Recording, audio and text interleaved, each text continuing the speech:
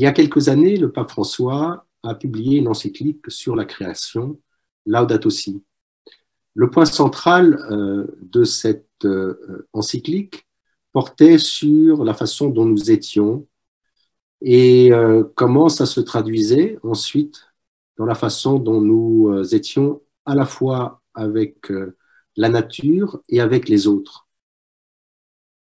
Quand on est un homme qui aime bien contrôler tout, ben on va vouloir contrôler la nature, on va vouloir contrôler les autres. Quand on est une bonne personne, on va vouloir être bon avec la nature, bon avec les autres. Quand on est une personne qui est violent avec soi-même, elle sera violente avec la nature, violente avec les autres.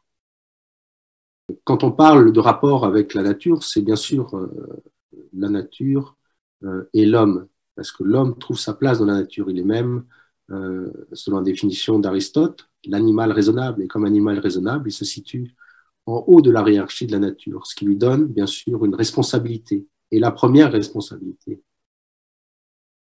le chrétien que je suis, par rapport à l'encyclique du Saint-Père, le chrétien que je suis ne peut être que sensible à cette façon de voir les choses.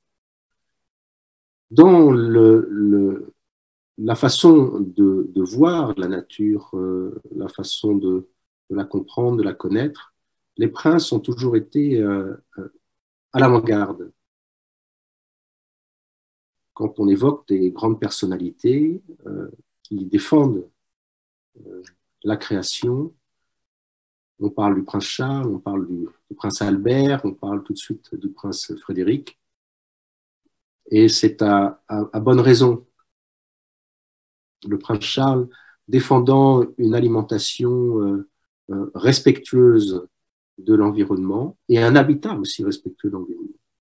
Le prince Albert, plutôt dans la défense des mers et des océans, avec une partie très, très scientifique, les différents laboratoires qui existent sur la côte, et notamment à Monaco. Le prince Frédéric, avec la défense des glaces, la défense de l'Arctique.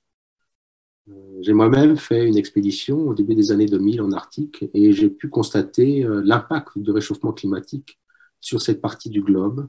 Nous avons d'ailleurs découvert une île qui était rattachée au Groenland par un bras de glace, la fonte de ces glaces ayant fait apparaître cette île. La découverte de cette île a fait l'objet d'un article dans le New York Times, montrant bien sûr l'impact fort du réchauffement sur cette partie du globe qui est le moteur de nos courants marins.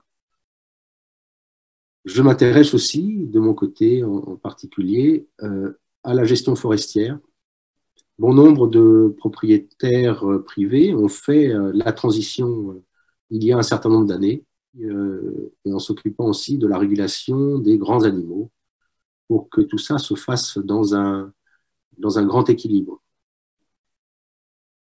Cette question d'équilibre est d'ailleurs, me semble-t-il, l'idée principale à mettre en avant pour la façon d'aborder le vrai respect de la création, de la nature et des hommes qui nous entourent.